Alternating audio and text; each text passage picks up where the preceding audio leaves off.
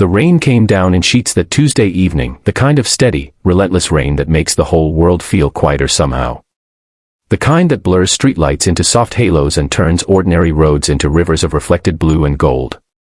Margaret had worked a double shift at the hospital where she spent her days as a billing coordinator, entering numbers into a computer and untangling the complicated mess of insurance claims that most people never think about until they desperately need to. She was 41 years old, her blonde hair pulled back loosely at the nape of her neck, tired in the way that only mothers who work full-time truly understand. Not just physically tired, but tired in her bones, in that deep quiet place where rest never quite reaches. She was driving her old light blue sedan, a car that had seen better days but still ran faithfully, like a loyal old friend. The paint had begun to fade in patches along the doors, and one of the back windows had a small crack she kept meaning to get fixed. But it was hers, paid for and dependable, and on evenings like this one, she was grateful for every mile it gave her. Her daughter, 10-year-old Lily, was waiting at home with the babysitter. Margaret had called ahead. Spaghetti was warming on the stove. There would be homework to check, a bath to run, a bedtime story to negotiate. The quiet rhythm of a life built for two, with love woven into every ordinary moment. She turned onto Route 9, the long stretch of road that cut through the older part of town, past the hardware store that had been there since the 1960s, past the brick church with the reader board out front, past the row of maple trees that in October turned the most extraordinary shade of amber. That is when she saw him. He was walking along the edge of the road, an older man, perhaps in his late 70s, with silver hair that the rain had plastered flat against his head. He wore a dark suit jacket that had gone almost black with water, his white dress shirt soaked through and clinging to his thin frame. In one hand he carried a brown leather briefcase, holding it slightly out from his body as though protecting it from the worst of the downpour.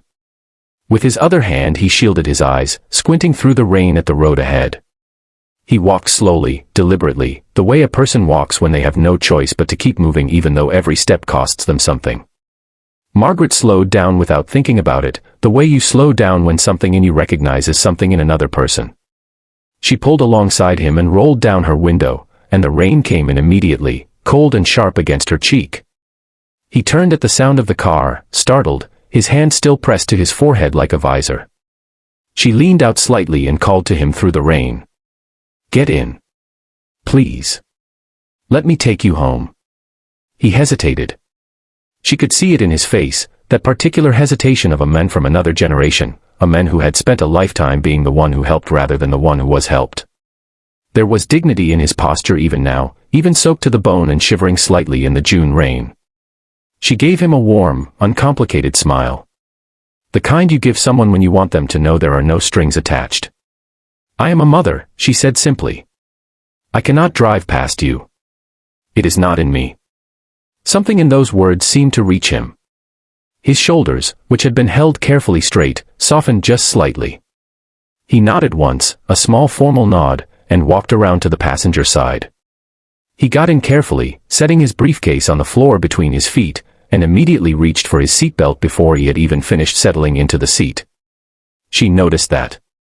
It told her something about him.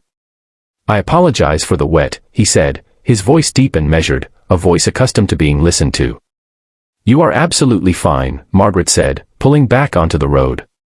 "Where are we headed?" He gave her an address on Birchwood Lane, a street she knew. It was a neighborhood of older homes, well-maintained, with wide front porches and oak trees that arched over the sidewalks like cathedral ceilings. His name, he told her after a moment, was Harold.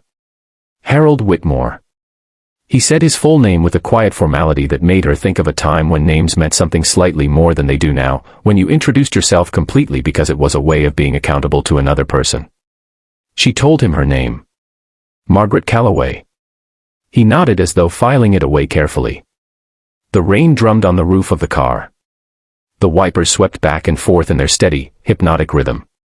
For a few minutes neither of them spoke, and it was one of those silences that is not uncomfortable but rather companionable, the kind that settles between two people who have both lived long enough to know that quiet can be its own kind of conversation. Then Harold spoke. "I had a board meeting this evening," he said, almost to himself. "My driver called at the last minute. His wife went into labor. I told him, of course, go, be with her. I thought I would simply call a taxi, but my phone died somewhere between the third-floor conference room and the parking garage. He paused, looking out at the rain-blurred road ahead. I suppose I underestimated the distance. Margaret smiled. How far had you walked? He thought about it. Perhaps 2 miles. She glanced at him sideways. He had to be 75 at least, perhaps older, and he had walked 2 miles in a summer downpour in a business suit carrying a briefcase without complaint and without stopping. She felt a rush of something that was equal parts admiration and tenderness. Well, she said gently, you made it most of the way. He turned to look at her then, really look at her, and she could see in his face that he was a person who had spent a long life paying attention to people, reading them carefully and honestly. You did not have to stop, he said. Most people would have driven past. She considered that for a moment, the rain filling the space around them. My father used to walk in all kinds of weather, she said. He never learned to drive. He said the world looked different on foot. He walked to work every day for 30 years, rain or shine. When I see someone walking in the rain, I always think of him. Harold was quiet for a moment. He sounds like a man of principle, he said. He was, Margaret said. He really was. They turned onto Birchwood Lane. The oak trees were magnificent even in the rain, their branches reaching toward each other across the narrow street, creating a dark green canopy that filtered the streetlight into something soft and almost golden. Third house on the left, Harold said. It was a large colonial, white with dark green shutters, a broad front porch with 2 rocking chairs that faced the street. The windows glowed warmly from inside, amber light spilling out into the wet evening. Margaret pulled into the driveway and put the car in park. Harold did not move immediately. He sat for a moment looking at his house the way people sometimes look at a thing they love, quietly and without any particular need to explain themselves. My wife will have the porch light on, he said. She always does when she knows I am coming home. That is a lovely thing, Margaret said. 52 years, Harold said simply. She smiled. 52 years. He reached for his briefcase, then turned to her. May I ask you something, Margaret? Of course. Do you have family waiting for you at home? My daughter, she said. Lily. She is 10. She will have eaten all the garlic bread before I get there and denied it completely. Harold laughed. It was a real laugh, warm and unhurried, the laugh of a man who appreciated a small good joke. He opened the car door and the sound of the rain came rushing in again, loud and alive. He stepped out, then leaned back in one more time. Thank you, he said. And he said it in a way that meant considerably more than the words themselves, the way that thank you can sometimes carry the weight of everything a person does not quite know how to say. You are very welcome, Harold, Margaret said. Get inside and get dry. He smiled, shut the door, and walked up the front path. Before he reached the porch, the front door opened and a woman appeared in the doorway, warm light framing her silhouette. She stepped forward with her arms open and Harold went into them without slowing down, the way people do when they have been going toward each other for 52 years and the motion has become as natural as breathing. Margaret sat there for just a moment, watching. Then she backed out of the driveway and headed home to her daughter and the cold spaghetti and the homework and the bath and the bedtime story that would run 15 minutes longer than it was supposed to because Lily always thought of one more question just as the light was going off. She did not think much more about it that evening. It had been a small thing, a detour of perhaps 10 minutes. The kind of thing you do because it is right, not because you expect anything from it. That is the nature of real kindness. It does not keep accounts. The next morning Margaret arrived at the hospital at her usual time, a few minutes before 8, coffee in hand, her lanyard swinging as she walked through the automatic doors. She said good morning to the security guard at the front desk, whose name was Dennis and who always had a terrible pun ready before 9 o'clock.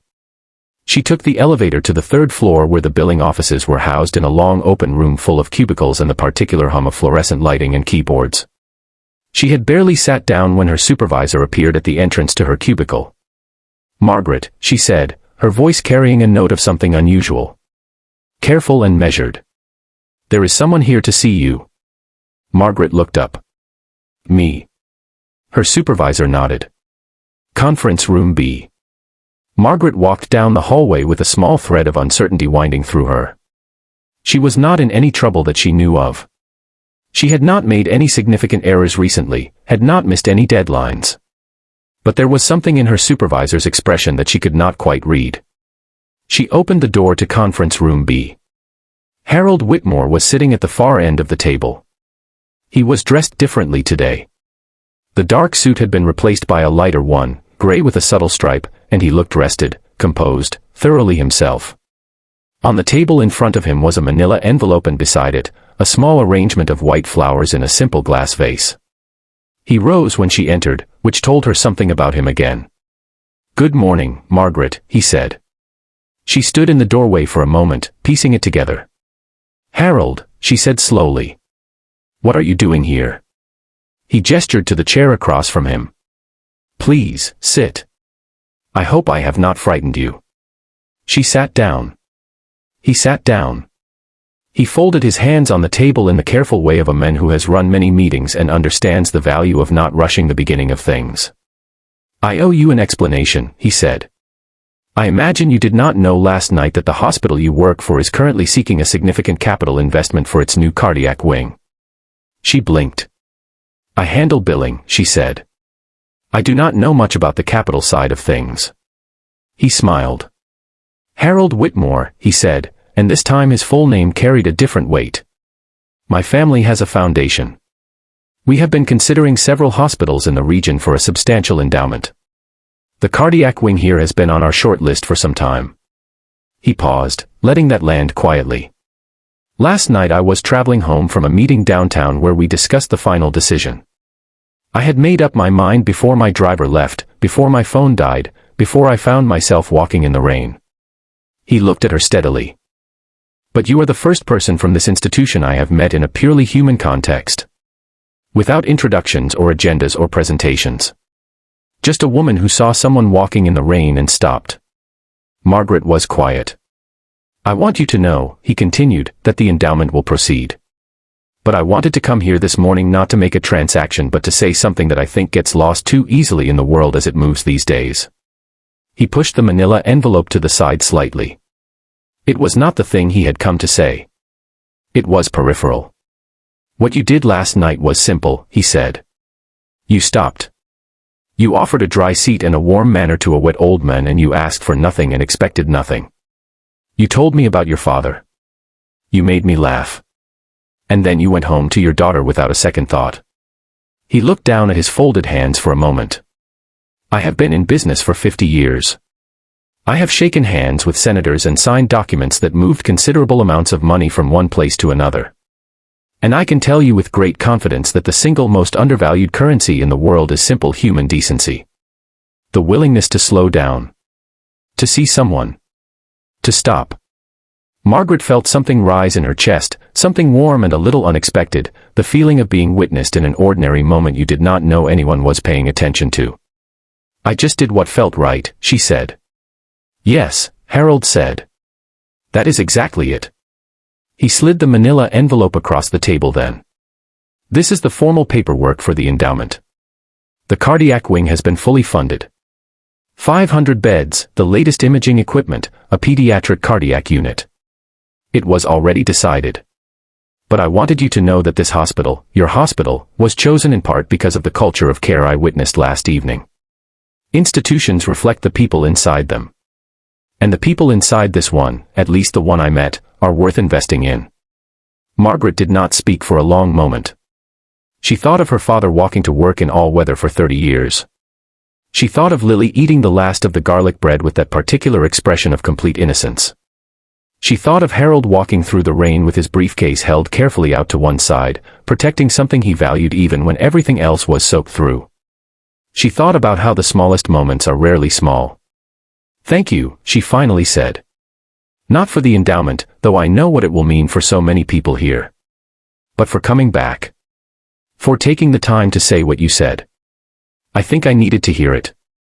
Harold nodded. He reached for his coat, which was folded over the back of the chair. "I should let you get back to your morning," he said.